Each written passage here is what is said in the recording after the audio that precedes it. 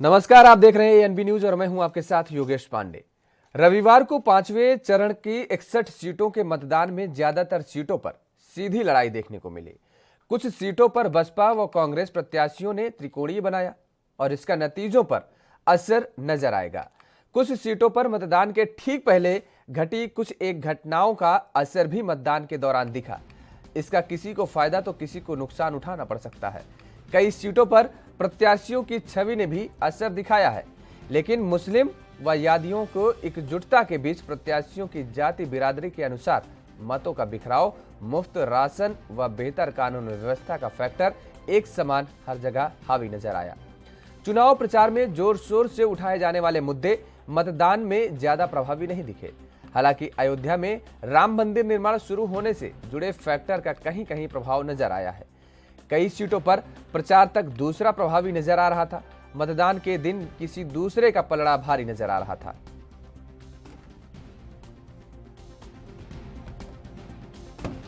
तो 5 चरणों के चुनाव संपन्न हो चुके हैं। अब छठे चरण में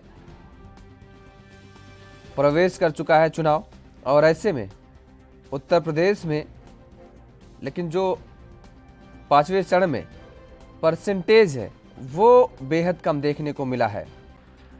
5वें चरण के चुनाव में लगातार प्रत्याशियों ने अपना दमखम दिखाया और उत्तर प्रदेश विधानसभा चुनाव में 5वें चरण के लिए मतदान खत्म होने के बाद जब जो आंकड़े सामने आए मतदान प्रतिशत का, वो हैरान करने वाला था। 2017 से भी कम मतदान हुआ है। 57.32% मतदान हुआ और 2017 में इन्हीं सीटों पर 58.24% मतदान हुआ था।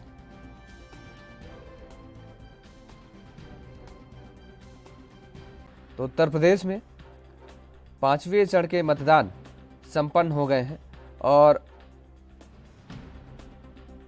कई दिग्गजों की किस्मत जो है वो ईवीएम में कैद हो गई है,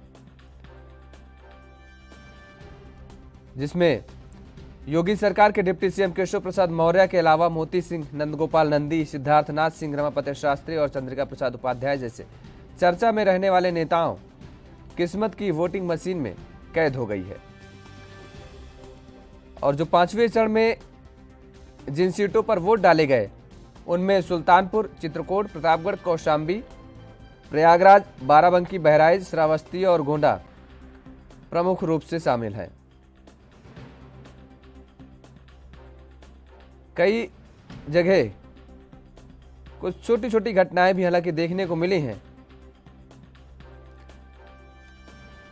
छुटपुट घटनाओं के बीच मतदान संपन्न हुआ और जो मुद्दे थे उन मुद्दों को लेकर के लोगों ने मतदान किया।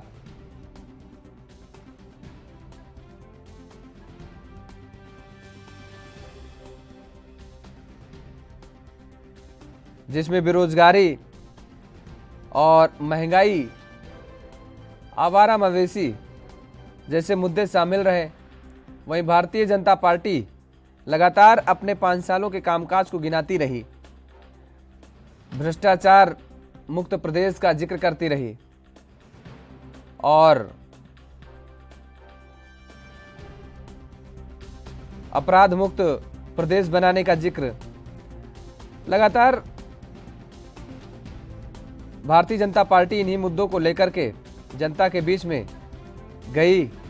और कितना इसका प्रभाव पड़ेगा, राशन वितरण को लेकर के भी कहीं ना कहीं भारतीय जनता पार्टी इस बात को लेकर के आश्वस्त है कि जनता उसके साथ खड़ी नजर आएगी।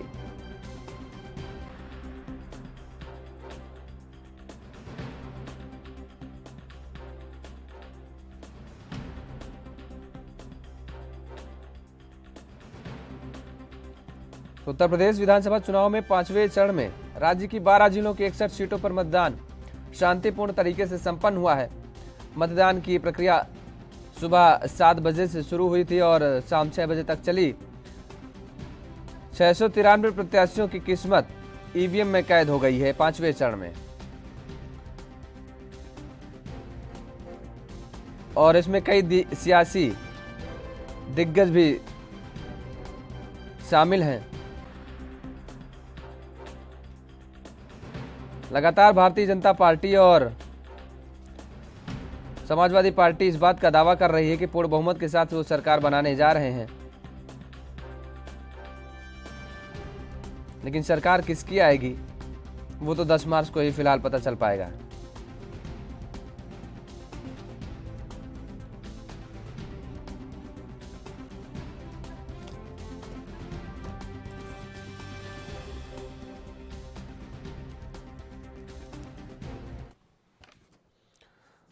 तो आज चर्चा करेंगे इसी मुद्दे पर। 5वें चरण के मतदान के बाद जिस तरीके से लगातार सियासी दल दावा कर रहे हैं कि उनकी सरकार बनती नजर आ रही, तो मुझे लग रहा है कि अगर जिस तरीके से जो 300 पार का आंकड़ा गिनाया जा रहा है, अगर ये आंकड़ा वास्तव में सच साबित करना है तो 5वें चरण में अब तक सरकार बन चुकी होगी। जिन दलों को ये लगता है कि वो 300 प्लस के साथ सरकार बनाएंगे। इसी मुद्दे पर चर्चा करेंगे। हमारे साथ 2 मेहमान जुड़ चुके हैं। फिलहाल विवेक श्रीवास्तव जी हैं, भारतीय जनता पार्टी के नेता हैं, आपका बहुत बहुत स्वागत है। आरबी उपाध्याय जी हैं हमारे साथ जुड़े हुए हैं, राजनीतिक विश्लेषक हैं, आपका भी बहुत बहुत स्वागत है। कुछ ही देर में अजय त्रिवेदी जी जुड़ेंगे, कांग्रेस के नेता।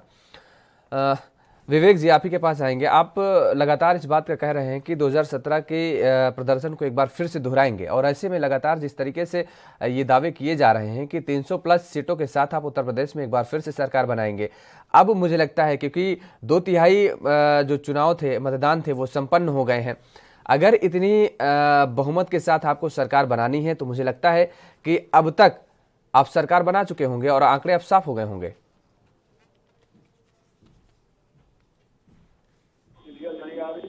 बड़ा शोर आता है,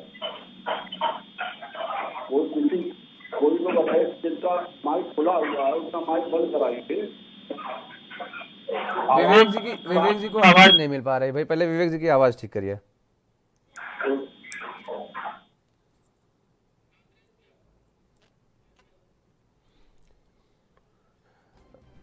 अजय त्रिवेदी जी हमारे साथ जुड़ चुके हैं, कांग्रेस के नेता हैं, आपका भी बहुत बहुत स्वागत है अजय जी। विवेक जी, आपकी आवाज क्लियर अब मिल पा रही है आपको? आवाज मिल पा रही क्लियर आपको हो गई?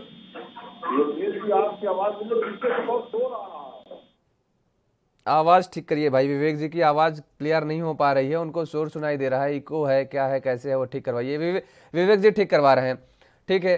तब तक उपाध्याय जी से एक सवाल ले लेते हैं। उपाध्याय जी, मुझे लगता है कि ये राजनीतिक दल समाजवादी पार्टी हो, हालांकि कांग्रेस तो इतनी जोर शोर से नहीं कह रही है, समाजवादी पार्टी और भारतीय जनता पार्टी ये जरूर दावा कर रहे हैं कि वो 300 प्लस के साथ सरकार बनाने जा रहे हैं। दोनों पार्टी यही बात कह रही हैं। 5 चरण के चुनाव संपन्न हो गए हैं, मतदान हो गया है। अगर 300 प्लस के साथ सरकार बनानी है उत्तर प्रदेश में, तो 5वें चरण तक अब उन पार्टियों को ये क्लियर हो गया होगा, वो आश्वस्त हो गए होंगे कि सरकार अब बन चुकी है, क्योंकि अब 2 ही चरण के मतदान बाकी हैं, 6ठे और 7वें। तो 5 चरणों में अगर इतनी पूर्ण बहुमत के साथ सरकार बनानी है, इतनी जबरदस्त तरीके से सरकार बनानी है, इतनी सीटों के साथ, तो सब कुछ क्लियर हो गया होगा। लेकिन इन नेताओं के जो चेहरे से जो जब ये बयानबाजी करते हैं, मंच से जब करते हैं तब तो ठीक है, लेकिन जब मंच के नीचे ये इतनी दमदारी से बात कह नहीं पा रहे हैं। अभी कोई, चाहे भारतीय जनता पार्टी का नेता, किसी नेता के साथ आप चर्चा करिए, और चाहे समाजवादी पार्टी के नेता के साथ, मंच के नीचे लेकिन इन्हें बात करिए, बैठ करके कैमरे के सामने नहीं, ऐसे चर्चा करिए। इनके चेहरे पर वो अभी जो कॉन्फिडेंस होता है वो दिखता नजर आ नहीं रहा। तो ठीक कहा आपने, हालात 2017 से अलग। 2017 में जो हालात थे और 2022 की बात करें तो बहुत कुछ बदला है। इस पीरियड में किसान आंदोलन हुआ, पेट्रोल डीजल के रेट आसमान पर पहुंचे, और देखिए जो बात हम करते थे, जो उम्मीदें थी जनता को, जो पूर्ण बहुमत दिया था बीजेपी को, उसमें कहीं न कहीं हताशा और निराशा नजर आई। चाहे वो नौजवान हो, चाहे वो किसान हो, हालात सुधरे हैं, इसमें कहने में मुझे कोई गुरेज नहीं है। बिजली में एक अचीवमेंट हुआ है, जो नहीं आती थी वो बिजली आने लगी है, दिख रहा है। सड़कें बनी हैं, दिख रहा है। अब देखिए गरीब को अनाज मिल रहा है, वो भी दिख रहा है, और वो असर भी कर रहा है। मेरी कई लोगों से बात हुई, तो वो लोग कहते हैं कि भाई इसमें सरकार ने हमें ये राशन दिया, जो बिल्कुल मजदूर है, समाज का अंतिम व्यक्ति है, उसका कहना है। देखिए जो लाभार्थी, चाहे वो शौचालय वाला लाभार्थी है या वो राशन वाला है, वो कितना वोट करेगा ये तो इलेक्शन के बाद ही पता लगेगा। लेकिन इसके साथ साथ जहां योजनाओं का कार्यान्वयन हुआ, वहां कोरोना काल भी जनता ने देखा है। आवारा पशुओं से किसान आज भी आहत है। वो दिन में खेती में काम करता है, रात को डंडा लेके खेत रखा रहा है। तो ये कह देने से कि सब कुछ ठीक है, ये समझ में नहीं आता। देखिए पेट्रोल डीजल के रेट जब बढ़ते थे तो यही बीजेपी आंदोलन करती थी। आज कोई अंकुश नहीं है, वो तो अच्छा है, इलेक्शन चल रहे हैं, नहीं तो अब तक 10-20 रुपए लीटर और बढ़ गया होता। तो देखिए 2017 वाला रिजल्ट दोहराना बीजेपी के लिए बहुत बड़ी चुनौती है। और देखिए इस इलेक्शन में आप देखेंगे बड़े सरप्राइज रिजल्ट आएंगे। कोई मुद्दा नहीं है, बिना मुद्दे के हवाई इलेक्शन, पूरा इलेक्शन 5 चरण हो गए। कोई शिक्षा की बात नहीं कर रहा कि सरकारी स्कूलों के हालात कैसे सुधरेंगे, क्या रोड मैप है, न स्वास्थ्य के बारे में कोई बात कर रहा। बीजेपी से बात करिए, वो कहते हैं मेडिकल कॉलेज खोल दिए हैं, गांव में चले जाइए तो वहां कोई सुविधा अवेलेबल नहीं है, वहां आज भी लोग परेशान हैं। देखिए कह देने भरते चीजों का समाधान नहीं हो गया है। इसीलिए कोई भी पॉलिटिकल पार्टी मुद्दे पर बात नहीं कर रही।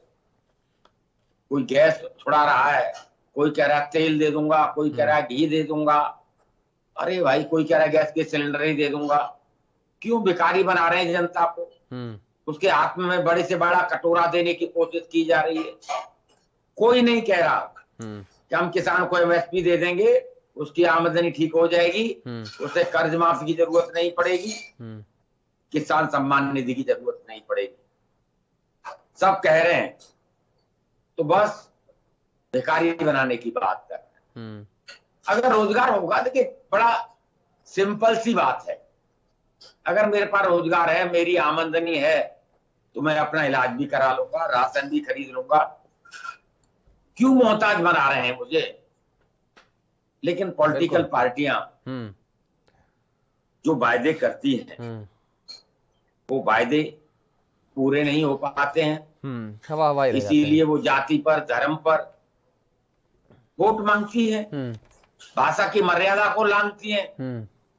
तो विश्वास कहां से होगा? ठीक बात। देखिए जैसे आपने ऑफ द रिकॉर्ड आप बात करें तो हवाई होती है, उन्हें नहीं विश्वास है। विश्वास होगा कहां से? आपने किया क्या इसके ऊपर विश्वास हो? 5 साल चुनने के बाद में जनता को जिस तरीके से नकारा जाता है। देखिए नेताओं का विकास तो देखा है, दिखता है। एक एमएलए एक बार में कितना धनी हो जाता है, पेंशन भी पाता है, सरकारी सुविधाएं भी पाता है। सरकारी कर्मचारी को पेंशन नहीं मिलेगी। क्यों नहीं मिलेगी? अरे भैया नेता को 4-4 पेंशन मिल सकती हैं, तो सरकारी कर्मचारी भी तो अपना पूरा जीवन खपा देता है सरकार की सेवा में, उसकी भी तो पेंशन बहाली कर दीजिए। तो देखिए कुछ मुद्दे हैं जो सर डाल रहे हैं। प्रयागराज में मेरी कई लोगों से बात हुई, वहां पर पेंशन एक बहुत बड़ा मुद्दा है। वो कहते हैं कि ठीक है समाजवादी पार्टी की सरकार आएगी, वो पेंशन बहाल करेगी, इस उम्मीद में लोग वोट कर रहे हैं समाजवादी पार्टी। तो बीजेपी कोई मुद्दे नहीं बना पाई, मुद्दे नहीं ढूंढ पाई, और जले पर नमक छिड़कना एक हिंदी में कहावत है। आप कह रहे हैं किसान की आमदनी दुगनी करनी थी और किसान परेशान है। और देखिए, और तो और सभी पॉलिटिकल पार्टियों ने किसान का विकास किया, जैसा कि कहती हैं। हर पॉलिटिकल पार्टी कहती है हम किसान के सबसे बड़े हितैषी हैं, हम गरीब के बहुत बड़े हितैषी हैं, लेकिन सत्ता में भागीदारी टिकट कोई नहीं देता। कोई नहीं देगा, ठीक बात कर रहे हैं। कोई गरीब आदमी को टिकट देता ही नहीं है। सब करोड़पति उम्मीदवार चाहिए, वोट के लिए सिर्फ गरीब है कि वो वोट करे, टिकट के लिए नहीं है। इसी तरह किसान है, छोटे किसान को कोई टिकट नहीं देगा। और तो और हालात ये है, जब नेता चुन जाता है तो जनता से मिलना भी गवारा नहीं करता है। कई नेता तो क्षेत्र में जाते ही नहीं, सही, और सोचते हैं कि मोदी जी और योगी जी के नाम पर जीतकर फिर आ जाएंगे। तो ये जो विडंबना है, देखिए इसका दंश भी झेलना पड़ता है। पिछले रातों में देखा ना कैसे प्रसाद मौर्य का विरोध हुआ। सही बात कर रहे हैं। आप डिप्टी सीएम थे, क्षेत्र की जनता के लिए करते, जनता आपको सड़क आंखों पर बिठाती, हाँ, पलकों में बिठा क्यों विरोध किया जनता ने? स्थितियां है विपरीत हैं। सभी नेता जो दावे करते हैं वो हवा हवा ही रह जाते हैं। विवेक जी, सवाल वही है कि जो कॉन्फिडेंस दिखना चाहिए अभी भारतीय जनता पार्टी के नेताओं के चेहरे पर भी वो दिख नहीं रहा, झलक नहीं रही कि आप जो दावे कर रहे हैं कि एक बार फिर से 2017 का प्रदर्शन करने जा रहे हैं। जी 2017 में जो हमारा परिणाम रहा और सत्ता बनने के बाद जो 5 साल हमने काम किए, 2017 में समाजवादी पार्टी के प्रकरण से जनता ने नाराजगी व्यक्त की और भारतीय जनता पार्टी उम्मीद पूर्ण तरीके से लोगों को दिखाई दे रही थी और भारतीय जनता पार्टी को प्रचंड बहुमत के साथ जनता जनार्दन ने आशीर्वाद दिया। 5 साल हमने काम किया। सबसे पहला वादा जो हमारा था किसानों की कर्ज माफी का, 1 लाख रुपए तक से हमने सारे किसानों की कर्ज माफी। किसान सम्मान निधि का भी और गहरे मौका मिला किसानों को सम्मान निधि देने का। गन्ना मूल्य का रिकॉर्ड भुगतान किया गया। मेडिकल कॉलेज खोले गए। ये तमाम कांग्रेस एक्सप्रेस वे बनाए गए। बंद पड़ी चीनी मिलें खोली गई। गोरखपुर का खाद कारखाना खोला गया, उसको प्रोडक्शन तक चालू हो गई। ऐतिहासिक कार्य है। इसके दौरान जो गरीबों को आवास देने की व्यवस्था है प्रधानमंत्री आवास योजना में, वो भी रिकॉर्ड संख्या में गरीबों को छत दी है। और कोरोना काल से व्यक्ति प्रभावित का हो तो डबल इंजन सरकार ने राशन भी मुहैया कराया और हमारी सारी योजनाओं का लाभ जनता के अंतिम व्यक्ति तक हमने पहुंचाने में कामयाबी मिली।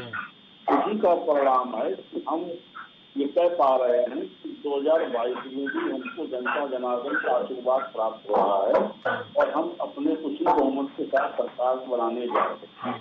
अब रही बात जो हमारे नीति प्रकार है, वो चीजें देखिए, पेंशन योजना ये सब विषय जो है लागू तो उत्तर प्रदेश में मुलायम सिंह यादव जी ने की थी और उसके बाद पूरा कार्यकाल अखिलेश जी की तो उन्होंने अपने कार्यकाल में किया नहीं। और इस पुरानी पेंशन बहाली की योजना में बिना केंद्र सरकार के सहयोग के प्रदेश सरकार तो केंद्र में तो अटल बिहारी वाजपेयी की सरकार थी फिर उस समय, तो जब मुलायम सिंह यादव थे राज्य में, तो बिल्कुल लागू, लेकिन लागू नहीं, इसीलिए मैंने ये सवाल पूछा आपसे क्योंकि आपने कहा कि केंद्र के बिना हस्तक्षेप के राज्य सरकार कर ही नहीं सकती। तो आप ये क्यों आरोप लगा रहे हैं कि राज्य सरकार ने किया, मुलायम सिंह यादव जी ने किया? आप तो अटल बिहारी वाजपेयी जी की सरकार थी। मेरी बात आपने पूरी नहीं सुनाई। आज इस पेंशन पुरानी पेंशन बहाली योजना में इतने बजट का प्रावधान करने की आवश्यकता है जो बिना केंद्र सरकार के सहयोग से संभव नहीं है।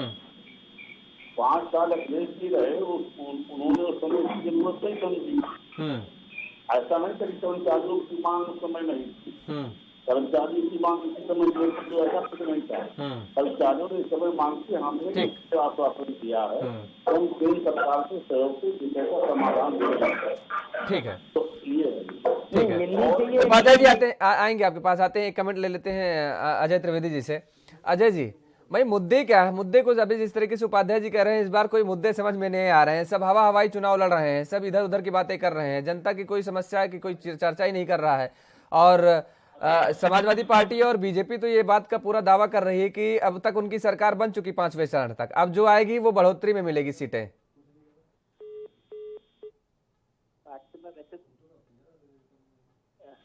जब कहीं विकास नहीं होता है और धर्म, जाति, समाज, व्यवस्थाओं के नाम पर जब चुनाव लड़े जाते हैं तो मुद्दे कहाँ से आएंगे? मुद्दों की जो प्रकृति है वो बदल गई है। विकास मुद्दा ही नहीं रहा है, कामकाज मुद्दा ही नहीं रहा। उनको पता है हमें विकास तो करना नहीं है, हमको तो जैसा काम है वैसा कर देंगे, लास्ट टाइम पे हम इस तरह की घटनाओं को हम अंजाम दे देंगे जिसके चलते उनको सरकार बन जाएगी। उपाध्याय जी की तो क्या आवाज नहीं मिल रहा है, इनके ठीक करिए। बोलिए त्रिवेदी जी, आप बोलिए।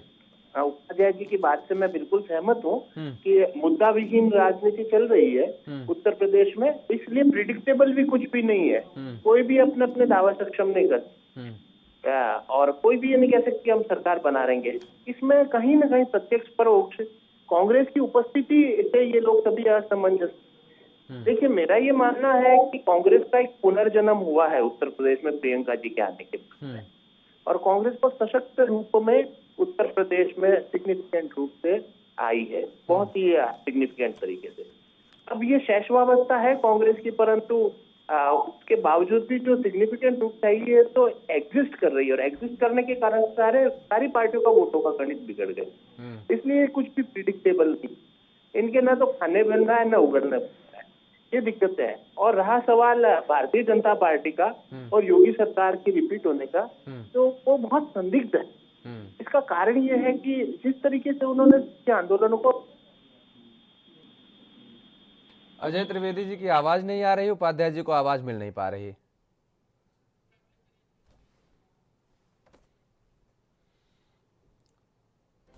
विवेक जी, आपको आवाज मिल पा रही है? विवेक जी को भी आवाज नहीं मिल पा रही। चलिए, तो उत्तर प्रदेश में दरअसल 5वें चरण तक के मतदान संपूर्ण हो गए हैं और 2017 में बीजेपी ने पूर्वी यूपी के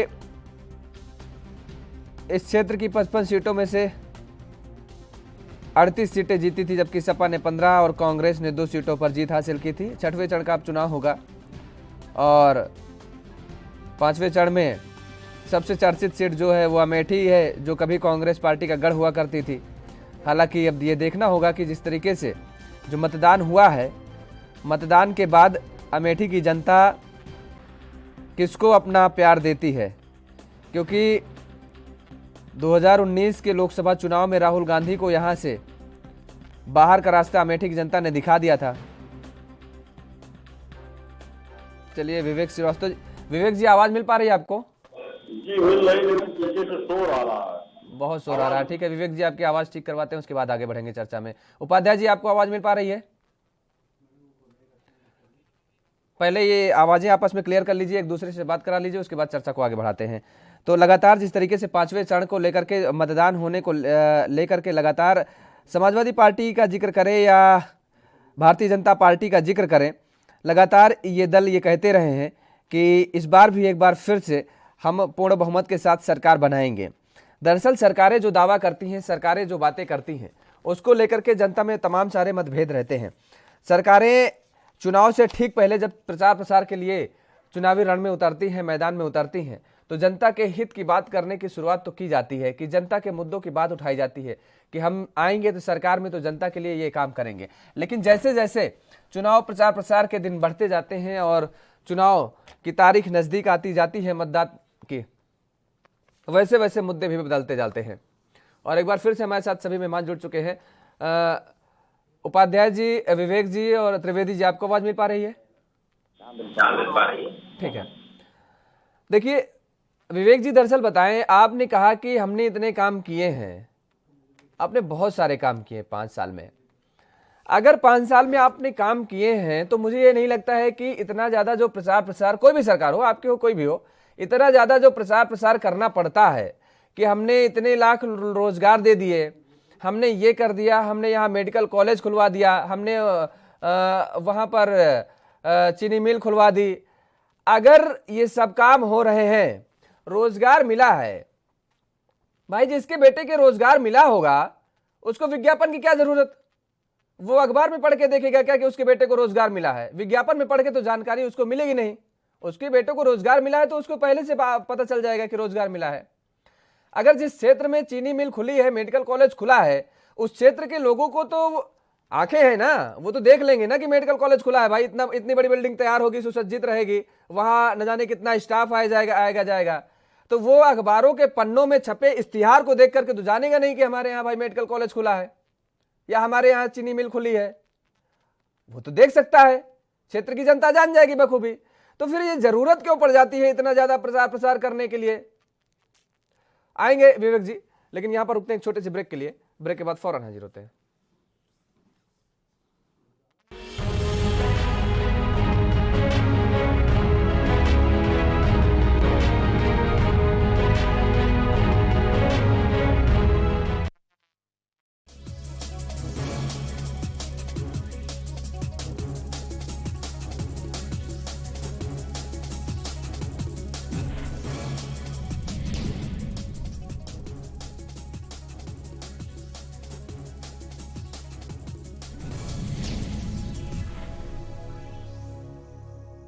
This program is co-sponsored by रूप मंत्रा आयुर्वेदिक फेस वॉश। ये कोई कॉस्मेटिक नहीं, आयुर्वेदिक औषधि है। पेट सफा पहली रात से ही असर दिखाता है और इसकी आदत भी नहीं पड़ती। पेट सफा हर रोग दफा। सच्ची सहेली, महिलाओं के लिए सबसे भरोसेमंद औषधि एवं टॉनिक। भाजपा का संकल्प है, बढ़ेगी सुविधा, खुशहाल होगा गन्ना किसान। 14 दिनों में होगा भुगतान, मिलेगा ब्याज अगर देरी से हुआ भुगतान। फिर से कमल का बटन दबाएं, भाजपा को जिताएं।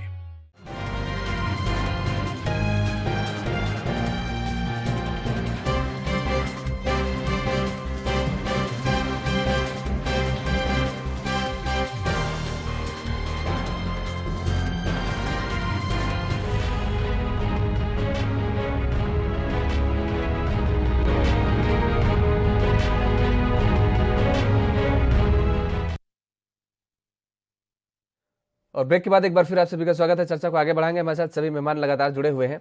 उपाध्याय जी, सीधे आपके पास आएंगे। दरअसल हमने ये बात जो कही कि अगर ये सरकारें काम करती हैं, विकास करती हैं, भाई जिसके बेटे को रोजगार मिला होगा वो तो जान जाएगा ना। उसके मुझे लगता है पूरा गांव मोहल्ला भी जान जाता है। अगर किसी गांव में एक की सरकारी नौकरी लगती है तो हा हू हो जाता है पूरा कि भाई फलाने के लड़के की नौकरी लग गई है। और गांवों में तो लड्डू वड्डू बांट दिए जाते हैं मंदिरों में। इतना सौभाग्यशाली माना जाता है उस बेटे को कि सरकारी नौकरी लग जाए। तो हकीकत है योगी। हाँ, चीनी मिल खोल दी, वो कितने किसानों की सेवा कर रही है। मान ली मेडिकल कॉलेज खुल गया, पीपीपी मॉडल पर खुल गया और उसमें दवा है, डॉक्टर है, इलाज कर रहे हैं, तो वहां की जनता वोट करेगी। कुछ कहने की जरूरत नहीं है। कामोवेश हालात क्या है? कामोवेश हालात ये है कि आप कहते हैं हमने सब कुछ ठीक कर दिया और जब आदमी पेट्रोल डीजल लेने जाता है तो उसकी जेब खाली हो जाती है, तो आपको प्रचार करना पड़ेगा। आप कहते हैं रोजगार दे दिया और बेरोजगारों की फौज खड़ी है, तो आपको ये बताने के लिए प्रचार करना पड़ेगा कि हमने रोजगार दिया। और इसीलिए पॉलिटिकल पार्टियां इतनी बड़ी बड़ी रैलियां करती हैं, रोड शो करती हैं, अखबारों में धुआंधार प्रचार, टीवी चैनल पर, क्योंकि यथार्थ बिल्कुल अलग होता है। आप एक मैसेज देने की कोशिश करते हैं कि भी हमने गरीबी दूर कर दी, गरीबों को टिकट दे दिए, अब गरीब एमपी हो जाएगा, गरीब एमएलए बन जाएगा, एमएलए बन के खूब पैसा कमाएगा और वो भी अमीर बनेगा। तो ऐसी जो परिस्थितियां होती हैं तब सरकारों को जरूरत पड़ती है कि वो अखबारों में इश्तिहार देंगी, किसान खुशहाल। देखिए, इसको ही जले पर नमक छिड़कना कहते हैं कि किसान बदहाल है और इश्तिहार में लिखा हुआ है किसान खुशहाल, तो वो अपने आप को बड़ा ठगा था। अभी हमारे मित्र बीजेपी वाले कह रहे थे चीनी मिल चालू कर दी हमने, उसका कर्ज दूर कर दिया। अरे भाई, कर्ज दूर कर दिया आपने, चीनी मिल चालू कर दी, किसान खुशहाल है तो वोट कर देगा ना। फिर तो वो आपको ही वोट देगा, फिर क्यों परेशान हो रहे हैं? यानी 2 की दाढ़ी में तिनका। कहीं न कहीं संशय है। और वो संशय किस लिए है कि हकीकत में किसान का दर्द दूर नहीं हुआ है, उसकी बीमारी का इलाज नहीं हुआ है। उसकी बीमारी का इलाज हुआ होता तो वो आंदोलन नहीं कर रहा होता, वो आत्महत्या नहीं कर रहा होता, वो कर्ज में नहीं डूबा होता। तो हकीकत और प्रचार दोनों में फर्क है, इसलिए आपको ये सब कुछ करना पड़ता है। और देखिए, कोई भी पॉलिटिकल पार्टी जब सत्ता में होती है तो वो जनता के मुद्दे की बात को दरकिनार कर देती। जब विपक्ष में आ जाती है फिर वो हल्ला मचाती है कि अरे किसान पर अत्याचार हो रहा है, बेरोजगारी बहुत बढ़ गई है, लॉ एंड ऑर्डर खराब हो गया।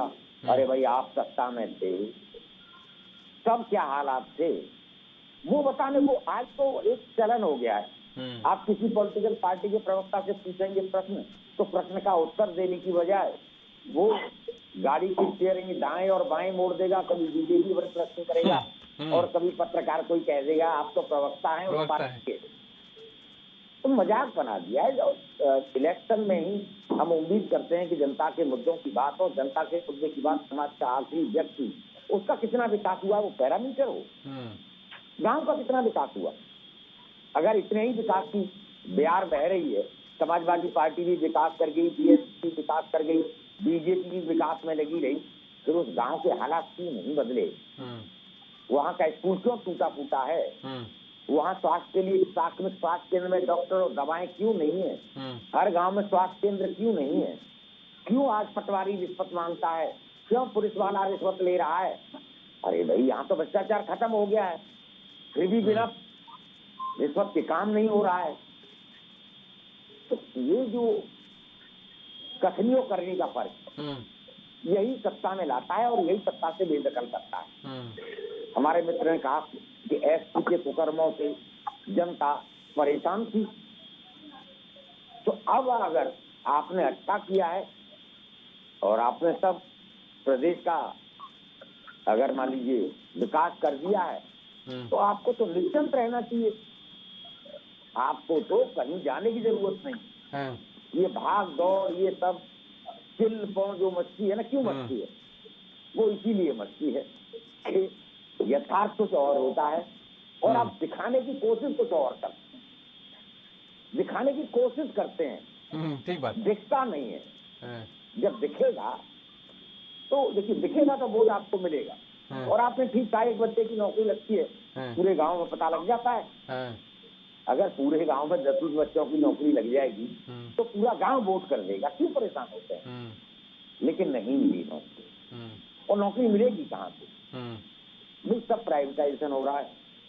अब देखिए, कोई सी सरकार आए संभव नहीं है, कोई नई फैक्ट्री लगी नहीं। मुझे बता दें कोई नई इंडस्ट्री किसी जिले में लगी हो फैक्ट्री और वहाँ उत्पादन हो रहा हो जिसमें रोजगार मिला हो। और जहाँ तक सड़कों का प्रश्न है, देखिए वहाँ अब मैकेनिज्म बदल गया है। पहले सड़क बन रही होती थी 100-500 मजदूर काम कर रहे होते थे, आज वहाँ 2-4 मशीनें होंगी और 10-20-30 मजदूर होंगे। तो रोजगार लाने पड़ेंगे, रोजगार सर्जन करने पड़ेंगे और ईमानदारी से कोशिश करनी पड़ेगी, तभी ये संभव है कि हम रोजगार दे पाए। ये बात अलग है कि भी आप ये कह रहे हैं एमएसएमई में मिला है, हमने इतना कर्ज दिया है, ठीक, तो वो संभव नहीं है, संभव नहीं। ठीक है विवेक जी, मुझे एक लाइन याद आ रही है, तुम्हारी फाइलों में ये गांव का मौसम गुलाबी है मगर ये आंकड़े झूठे हैं, ये दावा किताबी है। तुम्हारी मेज चांदी की, तुम्हारा जाम सोने का, मगर जुम्मन के घर में आज भी फूटी रकाबी है। विवेक जी, ये हालात, ये दरअसल लाइनें केवल लाइनें नहीं हैं, ये आज वर्तमान के हालात बयां कर रही हैं लाइनें, और ये सच है, इससे मुकरा नहीं जा सकता है। कोई ऐसी सरकार आप बता दीजिए, कोई ऐसी सरकार, आपकी नहीं कोई भी, जिसमें इन बाबुओं ने, इन सचिवों ने गुलाबी फाइल ना बनाई हो। कोई ऐसी सरकार बता दीजिए। और इन बाबुओं और इन सचिवों ने उस सरकार को तापने का काम किया है। फाइल बगल में लगी है, गुलाबी फाइल है, एक भी कोरा कागज नहीं मिलेगा, एक भी पूरी फाइल में ब्लैक पेज नहीं मिलेगा, काला पन्ना नहीं मिलेगा। आप बताइए, इन्हीं आंकड़ों की आप बात करते हैं। आप क्या सारी जो भी सत्ता में होता है वो बातें करता है? अपनी बात योगेश जी पूरी कर लिए। देखिए, जो अदम गोंडवी साहब की पंक्ति आपने दोहराई है, कविता समयानुकूल रही, वो सार्थक रही, और वो कभी भी किसी भी कालखंड में उसको कोई भी कह सकता है। आवाज रिपीट हो रही योगेश जी, ध्यान दिलवाइए इसका जरा। भाई आवाज ठीक करिए, विवेक जी की बड़ी समस्या हो रही है, काफी देर से कह रहे हैं ये और आवाज ठीक नहीं हो पा रही है। अब बार बार दोहरा के आवाज आ रही है, इको नहीं जा रही है विवेक जी की। और रही बात इसकी, हमने इन्हीं समस्याओं को समझते हुए प्रधानमंत्री आवास का पैसा सीधे लाभार्थी के खाते में दिया, किसान सम्मान निधि सीधे लाभार्थी के खाते में गई, और तमाम योजनाओं के लाभ को हमने आधार कार्ड से जोड़ा। आपने देखा होगा कि हमारे शासन काल में कितने जो फर्जी लाभार्थी थे उनका निरस्त किया गया। तो ये तमाम सुधार हमारी सरकार में हुए हैं। 24 करोड़ आबादी वाला प्रदेश है उत्तर प्रदेश। इस प्रदेश में सबको सरकारी रोजगार दिया नहीं जा सकता, और सब लोग सरकार आधारित उपक्रमों में कार्य करें ये भी संभव नहीं है। प्रदेश को उद्यम के मार्ग पे तो चलना होगा। एमएसएमई सेक्टर में अच्छी तरीके से लोगों को उद्यम लगाने के लिए लाभ दिए गए। एक जिला एक प्रोडक्ट की योजना में सरकार ने काम किया, उसका परिणाम दिख रहा है। मैं इस समय प्रयागराज में आया हूँ, कल मैं यहाँ वोट डालने आया था अपने क्षेत्र में, और जिस तरह से गांव-गांव हमारे यहाँ समूह की महिलाओं को सरकार की योजनाओं का लाभ दिया गया है, उसका परिणाम दिख रहा है। एक जो लाभ पाने वाला क्लास है वो बीजेपी के समर्थन में खड़ा है। मैं नहीं कहता कि पूरे 24 करोड़ जनता के काया पलट हो गया है। समस्याएं बहुत है योगेश जी, बहुत बड़ा प्रदेश है। नहीं, आपने तो पलट दिया। देखिए, आप ही से है सवाल, आपने तो पलट दिया, काया तो पलट दी। फिर इन लोगों को चुनाव नहीं लड़ना चाहिए वैसे अन्य दलों को, क्योंकि आप कह रहे हैं कि 15 करोड़ लोगों को हमने राशन दे दिया, इतना तो मतदान भी नहीं होगा 15 करोड़। और दूसरी तरफ आपने कहा कि 15 करोड़ लोगों को हमने राशन दिया। आवाज मिल पा रही ना? तो 15 करोड़ तो मतदान भी नहीं होना है। और जो आप ये सारी योजनाएं बता रहे हैं महिला समूहों को लेकर के, किसानों को लेकर के, युवाओं को लेकर के, ये एक्स्ट्रा आपके साथ जुड़ रहा है सारा चीजें। तो इन राजनीतिक दलों को बेवजह अपना इतना पैसा बर्बाद और इतना टाइम बर्बाद कर रहे हैं, इनको चुनाव ही नहीं लड़ना चाहिए? नहीं, मैं बात आपकी समझ नहीं पाया। भाई आप ये कह रहे हैं कि 15 करोड़ को आपने राशन दिया, पूरे उत्तर प्रदेश में 15 करोड़ मतदान नहीं होगा, ठीक है। अगर 15 करोड़ वो राशन कह रहे हैं कि आपके साथ वो जो राशन प्राप्त करता है वो आपके साथ जाएगा, तो आपकी तो सरकार ऐसे बन गई। बाकी योजनाएं जो आपने बताई वो आपके साथ तो एक्स्ट्रा जुड़ रही हैं। तो ये सब चीज जानते हुए विपक्षी दल जो हैं कि भाई 15 करोड़ लोगों को इन्होंने राशन दिया, 15 करोड़ वोटर्स तो इनके साथ बीजेपी के साथ जा रहा है, तो ये क्यों अपना टाइम फिजूल में बर्बाद कर रहे हैं? भाई इनको तो लड़ना नहीं चाहिए चुनाव। हम लोग तो बार बार कहते हैं विपक्ष मुद्दा भी, विपक्ष के पास मुद्दों का अभाव है। विपक्ष हमें मुद्दों को कहाँ घेर पाता है। हम गन्ना की बात करेंगे, वो जिन्ना की बात करेंगे, हम शुगर मिल की बात करेंगे, फिर आप साइकिल बम की बात करेंगे जी, फिर आप साइकिल बम की बात करेंगे। किसकी बात करेंगे? साइकिल में बम, साइकिल में बम। जो सत्य है उसको बताने में क्या दिक्कत है?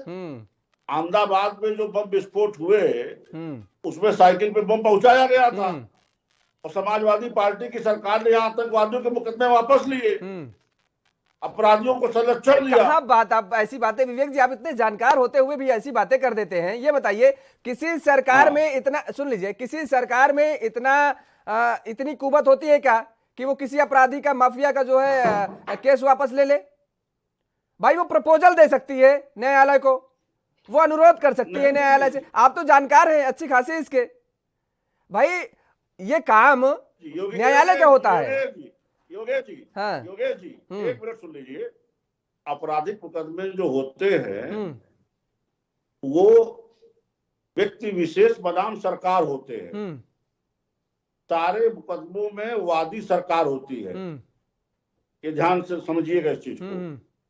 और सरकार को ये विशेषाधिकार है कि जब जिस स्तर पे चाहे उन मुकदमों को वापस ले ले। उसमें उच्च न्यायालय सरकार की अगर मंशा से संतुष्ट रहा तो ठीक रहा, और नहीं अगर किसी ने PIL फाइल कर दी और हाईकोर्ट से कोई डायरेक्शन आ गया तो मामला अटक जाता है। समाजवादी पार्टी की सरकार ने आतंकवादियों के मुकदमे वापस लेने का प्रस्ताव किया था, वो तो उच्च न्यायालय के दिशा निर्देश से मामला लटक गया। नहीं वो आतंकवादी सारे मुकदमे उनके छूट जाते, वो बेगुनाह बने घूमते। मुझे नहीं लगता है। अच्छा एक सेकंड पूछ लेते हैं, अजय त्रिवेदी जी से पूछ लेते हैं, कहां बम ब्लास्ट हुए। किसी आतंकवादी का फैसला मेरी जो जानकारी में है, हो सकता है मुझे जानकारी का अभाव है, लेकिन मैं इतना जितना कॉन्फिडेंट हूं कि किसी भी आतंकवादी का कोई भी मुकदमा सरकार वापस नहीं ले सकती है। 300 नहीं 403 की 403 विधानसभा सीटें जीत जाए तब भी कोई भी सरकार वापस नहीं ले सकती है। अजय त्रिवेदी जी, थोड़ा सा आप हाँ मुकदमा वापस मेरी बात को सुन ले। होता है उनके तो समाजवादी पार्टी ने मुकदमे वापस लेने का प्रस्ताव दिया। हाँ प्रस्ताव दे सकती है, वही तो मैं भी बोल रहा हूँ, प्रपोजल दे सकती है, लेकिन मुकदमे वापस होना ना होना ये न्यायालय का काम है।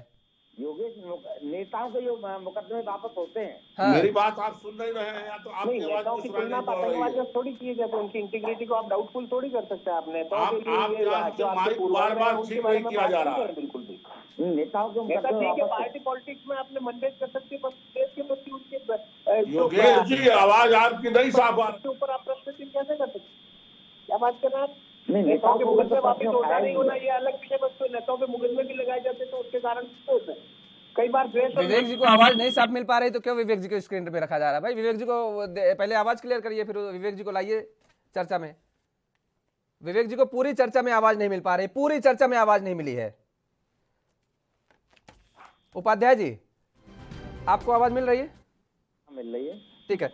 वास्तव में क्या जिस तरीके से भी विवेक जी ने कहा कि ये तो आरोप प्रत्यारोप का देखिए दौर है, ये चुनावी स्टंट होता है मेरे नजरिए से। तो ये कोई जनता के मुद्दे, भाई 5 साल आप कहाँ थे? 5 साल अगर कोई अपराधी है, कोई माफिया है, आप उसको उठा के डालिए, कोई भ्रष्टाचारी है उसको आप कह रहे हैं कि पिछली सरकारों ने काम किया। अरे 5 साल आप सरकार में रहे भाई, आप काम किया, आप जांच बिठाइए। 5 साल क्या आपके लिए जांच के लिए कम होता है? जिसने भ्रष्टाचार किया उसको जेल उठा करके भेज दीजिए, क्यों बाहर वो खुलेआम घूम रहा है? भाई गलत कह रहे हैं। राजनीति देखिए योगेश, भ्रष्टाचार राजनीति एक दूसरे के पूरक है। किस मुंह से भ्रष्टाचार की बात करते हैं? करोड़ों रुपए खर्च करते हैं, कहाँ से आते हैं? पॉलिटिकल पार्टियां RTI के दायरे में नहीं आती हैं। क्यों नहीं आती हैं RTI के दायरे में? अगर शिक्षा की बात है तो आनी चाहिए। तो भ्रष्टाचार खत्म कौन करेगा भाई? यही राजनीतिक लोग टारगेट देते हैं 100 करोड़ 200 करोड़ अधिकारियों को वसूलने के लिए, फिर भ्रष्टाचार कहाँ से खत्म होगा? अगर मान लीजिए अखिलेश ने भ्रष्टाचार किया था, समाजवादी पार्टी ने भ्रष्टाचार किया था, तो अखिलेश के ऊपर क्यों नहीं कार्रवाई हुई? क्यों नहीं जेल में डाला गया? आज जो आप कहते हैं तो वो कैसे खुला छोड़ दिया गया? भाई ये कथनी और करनी का फर्क है। और एक और बता दीजिए, दर्शक भी समझ लें, देखिए चोरी होती है, मान लीजिए पेन मेरा चोरी हुआ, तो पुलिस इस पेन की रिकवरी करती है और एक केस प्रॉपर्टी बन जाता है। हजारों करोड़ रुपए के गबन की और चोरी की बात तो करते हैं, लेकिन रिकवरी एक पैसे की नहीं होती है। मान लीजिए 5000 करोड़ का घोटाला हुआ तो 5000 करोड़ की रिकवरी होनी चाहिए, वो केस प्रॉपर्टी बननी चाहिए और वो कोर्ट में पेश की जानी चाहिए कि देखिए इन्होंने ये घोटाला किया था 5000 करोड़ का, ये हमने रिकवर कर लिया है और ये है और इनको सजा होनी चाहिए। सिर्फ जबानी जमा खर्च चलता है। अभी हमारे एक मित्र, मेरे ख्याल से मुझे आवाज आ रही थी, वो कह रहे हैं कि भी नेताओं के ऊपर तो भी गलत केस लगा दिए जाते हैं, इसलिए नेताओं के केस वापस हो सकते हैं, बाकियों के केस वापस नहीं हो सकते। एक देश में 2 कानून नहीं हो सकते। अगर पुलिस गलती करती है तो नेता के लिए भी करती है, जनता के लिए भी करती है। बिल्कुल। कानून की प्रकृति अलग होती है तो कानून भी अलग होंगे ना। एक देश में कानून कैसे नहीं, लाखों आर्टिकल होते हैं, हजारों आर्टिकल होते हैं। आपका मुकदमा वापस हो जाएगा, पत्रकार का मुकदमा वापस नहीं होगा, पत्रकार का भी क्या बात करते हैं, धाराएं अलग अलग फालतू की बात कर रहे हैं आप। एक देश में 2 कानून क्या 50 आर्टिकल होते हैं, आप किसको ध्यान दे रहे हैं? ये कैसे आर्टिकल होते हैं? आप नहीं, आप अपने अलग अलग नहीं होते क्या? 302 अलग अलग नहीं होते क्या? आप नेताओं की तुलना आतंकवाद से करते हैं, आपको किसने राइट दिया? मैं आतंकवादी की बात नहीं, सुन आपने यही कहा, बिल्कुल सुनेंगे, बिल्कुल जनता की बात की कोई भी तफ्तीश में जब मैंने बात चेंज होती है तो मैंने कानून जनता एक की देश बात में, की, ये आर्टिकल मैंने जनता की, कानून मैंने जनता की बात की, मैंने जनता की बात की। द्विवेदी जी सुन तो लीजिए, उपाध्याय जी क्या कह रहे हैं, वो जनता की बात कर रहे हैं। जनता के लिए कानून अलग, एक देश में 2 कानून नहीं हो सकते। जनता के लिए कानून अलग। नहीं वो जनता के लिए बोल रहे हैं, जनता के लिए कह रहे हैं कि एक उपाध्याय जी अजय त्रिवेदी नहीं होते, ये जज तय करता है, ये कोर्ट तय करती है। हमें जुरिडिक्शन जो न्यायालय का उसके ऊपर अपने वक्तव्य नहीं देने चाहिए। मैं समझता हूँ इस चीज को डिबार करना चाहिए इस बहस से। नहीं, बिल्कुल सुने, मेरा कहने का मतलब है कि जनता के लिए आप पैरामीटर अलग रखते हैं। कोर्ट, जज और संवैधानिक व्यवस्था है, उसके ऊपर हमें वक्तव्य देने हम उस पर टिप्पणी कर नहीं रहे हैं, तो राजनीति के ऊपर टिप्पणी कर रहे हैं। हाँ बिल्कुल, राजनीति के ऊपर हम न्यायालय कौन सा केस वापस लेता है और कौन सा हम न्यायालय का विशेष अधिकार, आप गलत न्यायालय के जो आप गलत डायरेक्शन में ले जा रहे हैं। न्यायालय के जो अधिकार है। त्रिवेदी जी इस पर ये कोई मतलब ही नहीं है। वो दरअसल सुन लीजिए, बात समझ लीजिए, अगर आप नहीं समझ पाए, उपाध्याय जी ये कह रहे हैं कि जनता के लिए एक देश में 2 कानून कैसे हो सकता है? जो हमारे लिए कानून होगा वही आपके लिए कानून होगा ना। ये मतलब जनता के लिए बात हो रही है, किसी और बात नहीं करें। नेता के लिए कानून अलग हो, जनता के लिए कानून अलग हो। उत्तर प्रदेश कानून की उत्तर प्रदेश चुनावों की बात करें, यहाँ पे न्यायालय में किस प्रकार से न्याय दिया जाता है, किसको न्याय दिया जाता है, किसको न्याय नहीं दिया जाता है, किसके लिए कानून है, किसके लिए कानून नहीं है, ये न्यायालय और संवैधानिक विषय। क्यों नहीं अजय त्रिवेदी जी, भाई आप ही सवाल उठाते हैं न्यायालय पर, क्या बात कर रहे हैं? आप सेना पर सवाल उठाएंगे तो जायज है, आप न्यायालय पर सवाल उठाएंगे तो जायज है। और अगर कोई आपसे ये बात कर दे कि नहीं, जनता और जो नेता है उनके बीच में 2 कानून नहीं चलेगा, तो आप कहेंगे नहीं ऐसा नहीं है, सवाल नहीं उठा सकते हैं। आपके नेता, कितने सीनियर नेताओं ने क्या क्या सवाल नहीं उठाया है, गिनाऊं? कौन से नेता ने सवाल उठाया है? जितने दिग्गज नेताओं ने उठाया है सवाल। न्यायालय के सवालों पर, न्यायालय के जो रिजल्ट आए हैं उनमें सवाल नहीं उठाया गया। आप अपने आप को जस्टिफाई करने वाले कौन होते हैं, वो न्यायालय पे छोड़ दें। आप भी अपने आप को जस्टिफाई न करें। हाँ, तो फिर न्यायालय करेगा। हमारी बहस का विषय उत्तर प्रदेश चुनाव है, तो इसमें न्यायालय और कानून की। चलिए ठीक है चर्चा, ठीक है, उसका कोई विषय ही नहीं था। केवल हम ये जानना ये चाह रहे थे, सुनिए, केवल हमने जानना ये चाह रहे थे कि वो जिन्ना गन्ना का जिक्र किया, तो उसमें हमने ला दिया कि भाई आपने साइकिल का जिक्र किया, साइकिल में बन लेकर के चर्चा वहां से आई है। खैर ठीक है, लेकिन आप ये बताइए अजय जी, आप लड़की हूं लड़ सकती हूं का नारा आपने दिया उत्तर प्रदेश में, भाई जिस तरीके से ये मुद्दे तमाम सारे आए, तो ये मुद्दे आपके, तो ये सच है कि सोनिया गांधी जी ने भी जिस तरीके से वीडियो कॉन्फ्रेंसिंग के जरिए 5वें चरण के पहले, मतदान के पहले रोजगार की उन्होंने बात की है। हालांकि पूरे चुनाव में प्रचार के दौरान वो अदृश्य नजर आई हैं, कहीं वो नजर नहीं आई हैं, लेकिन इस 5वें चरण के पहले उन्होंने अपील की जनता से और याद दिलाने की बात की कि वास्तव में जन के मुद्दे क्या हैं।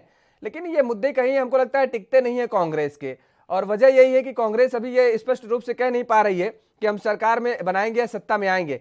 अभी भी कुछ नेता यही कह रहे हैं कि हमारे बिना कोई सरकार नहीं बना पाएगा, ये जरूर कह रहे हैं। किया है कि कांग्रेस का पुनर्जन्म हुआ और शैशवावस्था में, इसलिए हमने कभी भी ये दावा नहीं किया कि कांग्रेस सरकार बना पाएगी, परंतु कांग्रेस की भूमिका महत्वपूर्ण रहेगी। और जो कुछ भी प्रेडिक्शंस होते हैं, मुझे ऐसा लगता है, ये मेरी व्यक्तिगत राय भी आप इसको कह सकते हैं कि कांग्रेस के बिना कोई भी पार्टी सरकार नहीं बना पाएगी।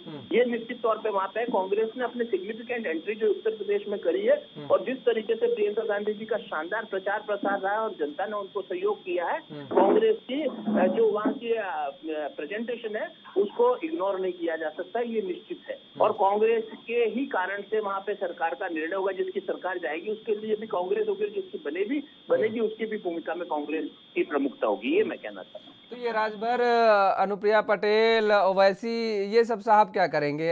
ये जो छोटे छोटे दल हैं, इनकी क्या भूमिका रहेगी? जाता रहता है। पिछले आप 70 साल का इतिहास देख लीजिए तो कमलापति त्रिपाठी, देवराज, ऐसे बहुत सारी चीजें हुई है जो आती जाती रहती है। इससे कांग्रेस के मूल स्वरूप को कोई फर्क नहीं पड़ता है। कुछ समय विशेष के लिए यदि कुछ दिक्कतें आती है तो वो समय के साथ में समाधान हो जाती है। हमने 1989 वाला काल भी देखा है, बोफोर्स की टाइम दुष्प्रचार वाला काल भी देखा है, उसके बाद में 2004 से 9 तक की कांग्रेस की शानदार एंट्री देखी है, 2014 से अभी तक जो भी हो रहा है ये भी एक समय विशेष के साथ में समाप्त हो जाता है। आपको मैं बताऊं कि इतिहास के अगर गर्भ में हम जाके देखेंगे तो ये सारी चीजें मिल जाएगी। कांग्रेस को इन लोगों से कोई फर्क नहीं पड़ता है। ठीक है, अभी उपाध्याय जी, कांग्रेस को क्या फर्क पड़ता है क्या नहीं फर्क पड़ता है वो 10 तारीख के बाद नतीजे आने के बाद पता चल जाएगा, क्योंकि जिस तरीके से रायबरेली और अमेठी अपना गढ़ खोती नजर आई है कांग्रेस, और सबसे बड़ी बात तो ये संग्रामगढ़ में जिस तरीके से प्रमोद तिवारी भी रहे हैं, प्रतापगढ़ में वो लगातार हैट्रिक मारते रहे हैं, और उसके बाद उनकी बेटी मोना भी, आराधना मिश्रा जो है वो भी जीत दर्ज कराई हैं। ये कह सकते हैं कि पिताजी का जो छत्रछाया रही है उसके बलबूते, लेकिन इस बार उनकी लड़ाई कांटे वाली होनी थी लड़ाई से पहले, लेकिन राजा भैया और दोनों लोगों में सामंजस्य बैठ गया। तो मुझे लगता है लड़ाई खैर ये वाली निकल जाएगी आराधना मिश्रा जी की, ये एक तरफा नजर आ रही है, क्योंकि राजा भैया मैदान में आए नहीं, किसी का सपोर्ट किए नहीं, और प्रमोद तिवारी जी के ही साथ हैं। तो ऐसे में अब अमेठी और रायबरेली का अगर ये गढ़ आपकी गया, ये किला गया, ध्वस्त हुआ, तो क्या ये मानते हैं कि वास्तव में आने वाले समय में कांग्रेस का पूरे उत्तर प्रदेश में वही असर हो सकता है जैसे अमेठी और उत्तर प्रदेश रायबरेली में? ये हमारे जो कांग्रेस के जो प्रवक्ता है उन्होंने कह दिया कांग्रेस को कोई फर्क नहीं पड़ता। हाँ। तो 84 की नहीं, एक बात और कही है, उन्होंने कहा है कि पुनर्जन्म हुआ है कांग्रेस का। कांग्रेस को इमरजेंसी से कोई फर्क नहीं पड़ता। आज लॉ एंडर की बात करते हैं, अभी सिखों का जब कत्लेआम हो रहा था उससे कोई फर्क नहीं पड़ता है। बिल्कुल सही कहा आपने। लड़ती हूँ, लड़ सकती हूँ, 40% टिकट की बात हुई उत्तर प्रदेश में, तो फिर पंजाब में क्यों नहीं अभी लड़ती हूँ, लड़ सकती हूँ? पंजाब की लड़की क्यों नहीं लड़ सकती थी? वहाँ 40% टिकट क्यों नहीं दिए गए? तो बहुत सारे प्रश्न उठते हैं। लेकिन मैं कहूँ आपके, देखिए प्रियंका ने एक अच्छा प्रयास किया है। उत्तर प्रदेश के इलेक्शन में जो कांग्रेस लड़ती ही नहीं थी, गठबंधन के साथ 20 से 50 सीटों पर लड़ती थी, बाकी सीटों से गायब हो जाती थी। इसका फायदा कांग्रेस को मिलेगा, तो कल मिलेगा।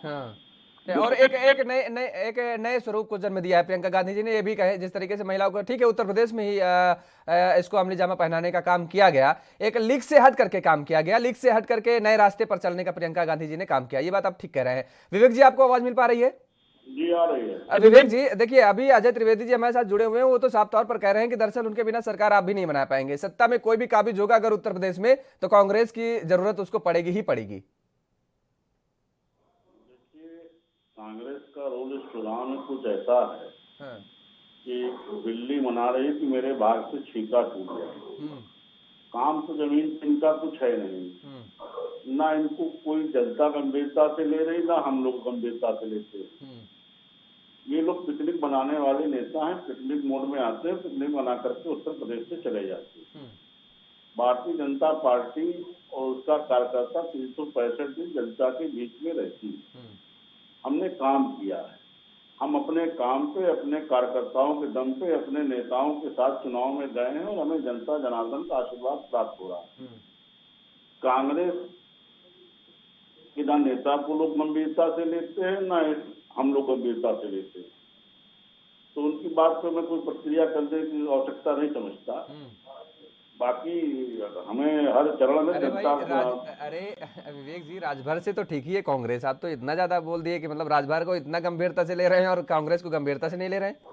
नहीं देखिए, राजभर की चुनाव बहुत बड़े, लेकिन विधानसभा की दहलीज जो तभी लांग पाए जब भारतीय जनता पार्टी के साथ रहे। और हमें इस बार भी संदेह कि ओम प्रकाश राजभर की विधानसभा की दहलीज नहीं लांग पाएंगे इस बार। तो जो है वो सत्य है, वो उस पर बात करते हैं। अजय त्रिवेदी जी, सुना आपने? विवेक जी को सुने होंगे आप? कांग्रेस के नेताओं के ऊपर होती हैं। विवेक जी, आवाज मिल पा रही है आपको? हाँ जी, मिल रही है। ठीक है। अजय जी, आपको आवाज मिल रही है? जी आ रही है। अभी आपने सुना विवेक जी को, आपको गंभीरता से ले ही नहीं रहे, कह रहे हैं आपका कुछ जनाधार ही नहीं बचा उत्तर प्रदेश, सब खत्म हो गया भाई। नहीं, गंभीरता से ना ले इनके लिए ठीक है, ज्यादा गंभीरता से ले लिया तो और गंभीर हो जाएंगे ये। इनके कहने से कुछ नहीं होता है। जो हर समय राहुल गांधी और प्रियंका गांधी की माला पहनते रहते हैं, चाहे वो इनके प्रधानमंत्री जी है, चाहे मुख्यमंत्री जी है, तो ये आंतरिक रूप से कितना गंभीर है ये सबको पता है, पहली बात। दूसरी बात, ठीक है कि मैं स्टेट लेवल पे बहुत ज्यादा मैं दावे नहीं करता कि ये क्या स्थिति रखते हैं गंभीरता से लेने की नहीं लेने की, परंतु जैसे ही हमारे बड़े नेताओं की एंट्री होती है ये लोग एकदम चारों खाने स्थित होने की तैयारी करने लग जाते हैं और पूरी तैयारी में रहते हैं कि किसी तरीके से उस नेता को वहां पे एंट्री नहीं कर सकते। पहली बात। दूसरा, इनके यहाँ पे इतना व्यक्ति पूजा और महिमा मंडन का महत्व बढ़ गया है देश में प्रधानमंत्री जी का और उत्तर प्रदेश में इनके मुख्यमंत्री जी का, ये महिमा मंडन से ऊपर ही नहीं आ पाते हैं। व्यक्ति पूजा उत्तर प्रदेश की तो स्थिति ऐसी है कि व्यक्ति विशेष के साथ में अगर आपने चुनाव में वोट नहीं मांगे तो उसको पार्टी लाइन से ही दूर कर दिया जाता है, चाहे वो कोई भी नेता। और वरुण गांधी इसका बहुत बड़ा उदाहरण है। उनको इंस्ट्रक्शंस दिए गए थे कि आपको नाम ही वोट मोदी जी और योगी जी के नाम पे मांगते हैं, उन्होंने जब मना किया तो उनको साइडलाइन कर दिया। तो ये लोग जो बड़ी बड़ी बातें करते हैं जनता के बीच में, कार्यकर्ता जनता के साथ में रहता है, ये चीजें वहां से उत्तर प्रदेश में हुए आंदोलन तो पहले से इनको नकार चुके हैं। उसके बाद में जिस तरीके से इन्होंने व्यक्ति पूजा को महत्व दिया है, इनकी पार्टी के अंततः स्थिति नेस्तनाबूद होती जा रही है। अभी के चुनाव से पहले बड़ी बड़ी बातें करना इन लोगों का काम है, ये कर रहे हैं, इनका अधिकार भी है और चूंकि सरकार इनके पास में तो उसको सर्वाइव करने के लिए इस तरह की बातें करेंगे भी करेंगे। किसी को गंभीरता से ले या ना ले कोई, चलिए ठीक है, गंभीरता से ले नहीं। मुझे लगता है विवेक जी को एक ऐसा बता दूं, मुझे मेरे पास चर्चा में आने से पहले एक वीडियो मेरे पास आया, उसकी हालांकि मैं पुष्टि नहीं कर पाया है कि स्वामी प्रसाद मौर्य की बेटी जो है भाजपा सांसद हैं और वो स्वामी प्रसाद मौर्य के लिए रात को वोट मांगने गई थी। तो पत्रकार जब वहां पहुंचे तो उन्होंने बताया कि अपने वो पर्सनल काम से आई थी। ऐसा वीडियो मेरे पास आया है चर्चा से पहले, हालांकि उसकी मैं पुष्टि नहीं कर पाया अभी। तो विवेक जी जरा अपने नेताओं को भी गंभीरता से ले लीजिए, मुझे लगता है उनको भी देखने की जरूरत है। खैर, आप तीनों मेहमानों को हमारे साथ जुड़ने के लिए बहुत बहुत शुक्रिया इस चर्चा में। तो जिस तरीके से 5वें चरण का जो मतदान हो गया है वो संपन्न हो गया है और अब 6ठे और 7वें चरण का मतदान बचा है उत्तर प्रदेश में। और अब जिन जिन दलों ने ये दावा किया है कि वो सरकार बना चुकी हैं या 300 पार बनाएंगी, ये जाहिर तौर पर है कि अब उनको ये पता चल चुका होगा, ये आभास हो चुका होगा कि वो सत्ता में काबिज होने जा रहे हैं या नहीं। इस चर्चा में फिलहाल मेरे साथ इतना ही। देश और दुनिया की तमाम खबरों के लिए आप बने रहिए एएनबी न्यूज के साथ। नमस्कार।